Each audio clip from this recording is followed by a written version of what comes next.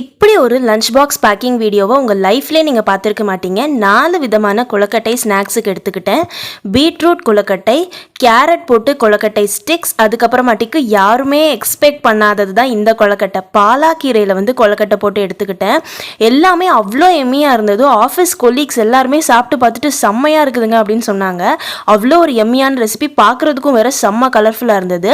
Snacks compartment முடிஞ்சிடுச்சு. இப்போ லஞ்சுக்கு சைட் டிஷ் என்ன அப்படின்னா இன்னைக்கு ஒரு செம்ம ஃபீஸ்ட்னே சொல்லணும். சைட் டிஷ்ஷுக்கு நல்ல மசாலா போட்ட சிக்கன் ஃப்ரை அண்ட் ரோட்டு கடை ஸ்டைலில் பெப்பர் சிக்கன் ஃப்ரை எடுத்துக்கிட்டேன். ரெண்டுமே அவ்வளோ எம்மியாக இருந்தது. ஆஃபீஸில் என்னங்க நிறையா கொண்டு வராமல் இத்தனையோடு கொண்டு வந்திருக்கீங்கன்னு கேட்டாங்க. அந்தளவுக்கு சூப்பராக இருந்தது. அண்ட் லஞ்சுக்கு ரைஸு, பட்டர் சிக்கன் மசாலா கறி எடுத்துக்கிட்டேன்.